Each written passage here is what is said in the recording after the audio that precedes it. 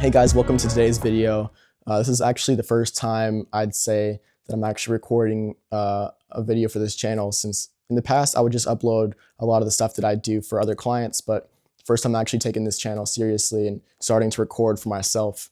That was the original goal for this channel anyway, was to video my own ideas and thoughts and share my interests with the world. And it kind of took a back seat the past 6 years because I've been editing for so long for other people. I never wanted to tie myself down to a certain genre, which is why I never really took the first step to creating videos consistently for this channel, because I was always afraid that my ideas and my vision for what this channel could be would always shift.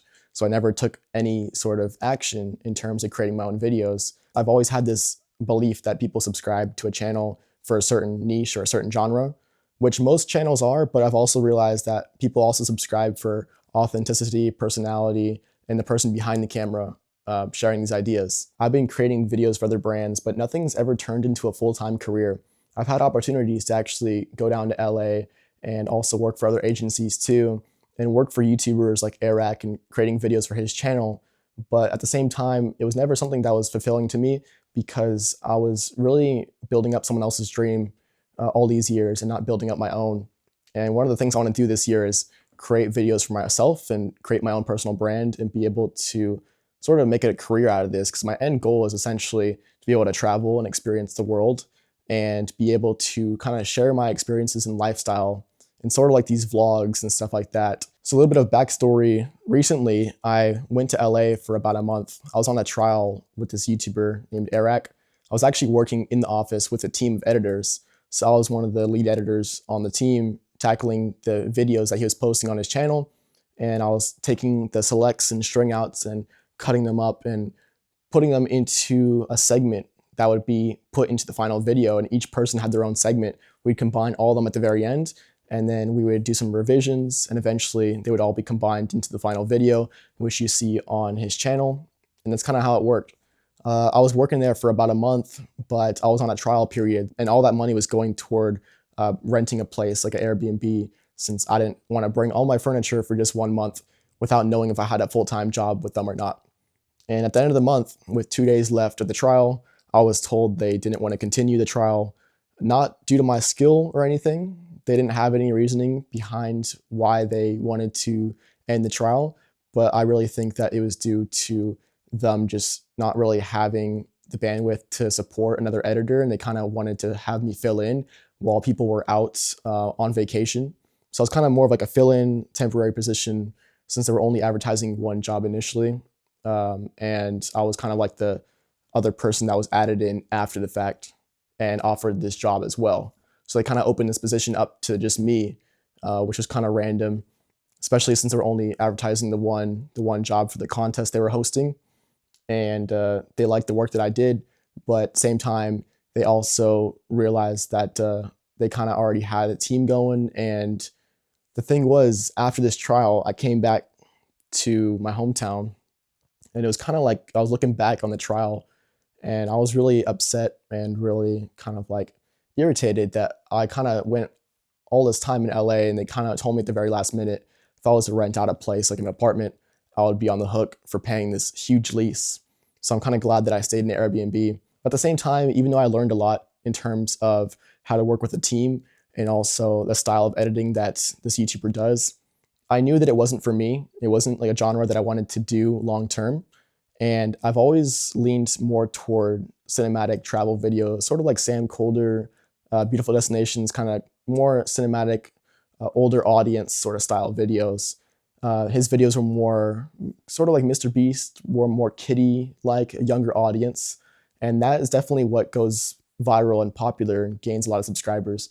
But ultimately, I never really found happiness from it. And it kind of felt like I was sort of still like this outsider, not really fitting in with the rest of the crowd that was there. There wasn't really any sort of conversations that went past, hey, how's it going? And then we'd get back to work and start working pretty much 8 hours a day, even longer sometimes. Like one day I was working until like it was like 9 o'clock at night, just editing a video to try to get it out the next day for this YouTuber. That's when I realized that I can't really live like this working for someone else the rest of my life. I never wanted to be sort of someone stuck in a certain career path for 40 years. I can't really imagine myself, even though I had all this interest in editing, I realized there's certain things about editing I don't like as well. There's not a certain thing that I feel like anyone can say they like 100%. There are some aspects of a job that people may hate, but I also felt like I was destined for something greater than just working for someone else and creating their vision and working my whole life for someone else rather than building my own career and building my own dream. And that's why I wanted to start this YouTube channel over again, is to be able to share my own ideas and be able to build my own dream up. So eventually I can make a career out of this YouTube channel and be able to live the life that I want, which is to travel, film my experiences, and create these cool videos that I want to share. But right now, at the moment, I'm back home. Things aren't panning out in terms of freelance. I've been outreaching to people and no one is really responding. You know, it's kind of like I was at this peak. There's this thing I learned recently online called oscillations of human life, where people go through these highs and lows, like this peak where it's kind of like this sine wave. You know, I got this big opportunity with millions of subscribers working for this YouTuber. Many people would love to be in my position right now. And then the trial ends or it doesn't work out and they say they don't want you. It's kind of like a jab to your confidence because you kind of take it personally a little bit, even if it's not personal. And you go through like this low point where now I'm at this low point. I'm trying to figure out if I need to change career paths now and give up this editing, even though I spent so long trying to make this work. Is it really time to switch things up for once? And I think that it's made me realize that I want to start this channel more than ever again and become more consistent with it, because it's something that I've always wanted to do when I was younger. So I've always neglected that part of myself that I kind of hid away for the longest time, because I never wanted to really expose myself and talk to the camera and, you know, just be authentic to people.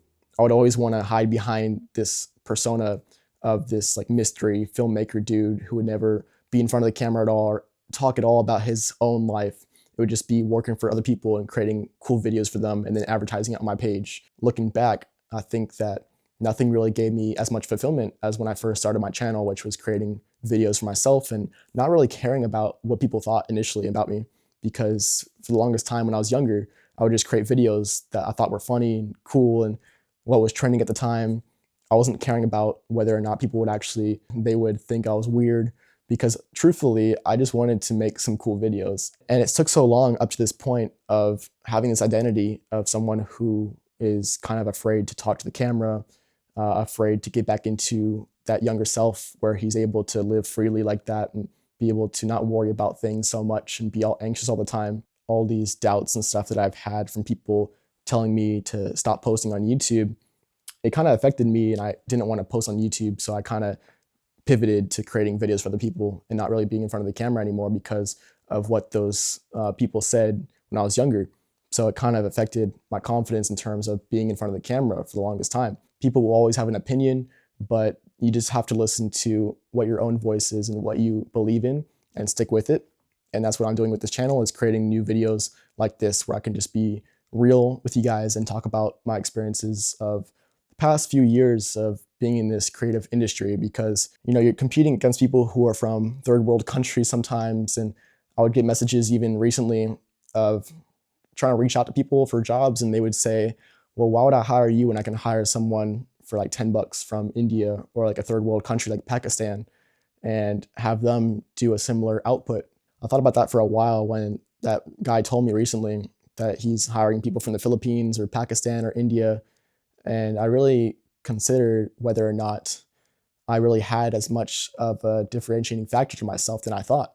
Because I always thought that my videos were a lot different than what people are posting, but it's really hard to stand out, especially when multiple other creators can kind of do similar stuff and people competing on price too from other countries. I always wanted to be represented by an agency at some point to get higher brand work. But the problem with that is you have to actually either know someone or they have to find your work somehow with one of your videos online, or maybe they come across one of your portfolio pieces. Unfortunately, that hasn't happened yet. It's kind of like picking a name out of a hat and, you know, randomly calling, like a needle in a haystack sort of situation, where if you don't have any connections, then you can't land higher jobs. And if you don't have an agency that's backing you, it's hard to demand higher prices or have as good quality of work as other people who are in the same niche as you are. This video has gone on, I think, a little bit too long, and I've rambled enough on this topic, but I wanted to explain kind of my story and also sort of provide some insight in terms of where I think things are headed. I think creating your own brand and creating your own personality online is really crucial moving forward. And I hope to share more of my interests on this channel And if this resonated with you, if this actually gave you some insight or anything, make sure to post a comment down below and let me know what you guys think, and I'll see you guys next time. All right, guys, we're about to head over to the park right now and do a quick workout and kind of get out there for once before it becomes too cold and windy. But the best way to get there, as you can see, are with these little electric bikes. So we're gonna drive these over there, and the park is about a block away. So let's head over there right now. So one of the coolest things about these bikes is it's super portable, and I always take these out when we go on short trips and stuff. All right, guys, we're here at the park. We just got a pull-up bar behind me. This park is pretty bare bones in terms of calisthenics equipment, but it's a normal playground, so they've only got one bar here. We're gonna make the most of it and get into our pre-dinner workout. Usually I like to do one workout a day, but today I'm feeling good.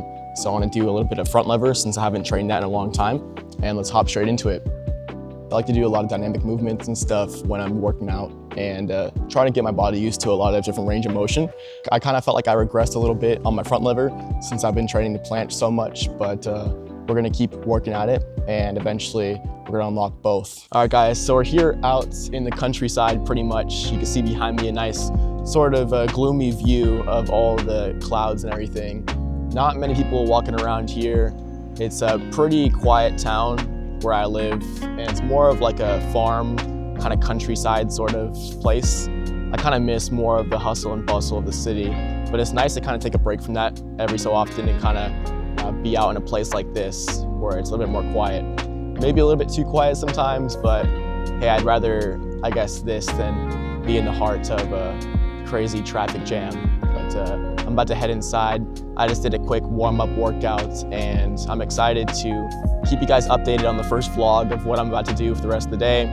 And it's gonna get pretty rainy here soon from the clouds and how dark it's becoming. All right, look at the ride. We got first class service right here with the e-bike. It's actually running super low on power, so I'm about to take this inside before I get stranded out here. It's a bit gloomy outside today, a lot of clouds and stuff, pretty windy and cold out there. The rest of the afternoon, the plan of action is to make some great dinner, some healthy food, then do a great workout, doing a lot of planche training, and then hopefully edit some stuff and sort of take you guys along the rest of my day. So typically during dinner time, I like to have something healthy, a mix of protein as well as some carbs and greens, as well as sometimes maybe some dairy in there, but usually I like to have just water when I eat my meals. Today's a little bit of a special day. I had this thing called kefir, which is probiotic milk, and it supports a healthy gut microbiome and has a lot of probiotics in it, kind of like yogurt. It's super good, it's like sweet milk. But after I finish my dinner, I usually like to edit and get the next video out for you guys and just work on it for about an hour while I digest before my workout. So right now I'm doing a split because I'm learning the planche, which is 1 day on, 1 day off of doing a certain progression of the planche as well as some dynamic movements too, along with the holds. If you guys want to follow my exact workout routines, you can do that completely for free on this app called Heavy. I'm not sponsored by them, but I track my workouts all on that app, and you can see all of the past workouts that I've done before and kind of follow along from there. So I have around 527 workouts so far. So it's around 8:05 right now. This is typically when I work out, and I like to kind of start off pretty light and kind of get warmed up by doing some stretching and then hopping into more advanced holds, like practicing my current progression, which is somewhat of a straddle. So I like to hop straight into the hardest movement at first, and then I kind of have the rest of the intensity for the workouts. So after I do the holds for the straddle, for example, or doing a tuck into a straddle, or maybe straddle with the bands, I like to kind of do the normal routine of doing lean planche push-ups, as well as doing scapular retractions and protractions. I also like to do a little bit of planche presses too, to practice more dynamic movements, and also planche holds. So I'll keep you guys updated and let's hop straight into it.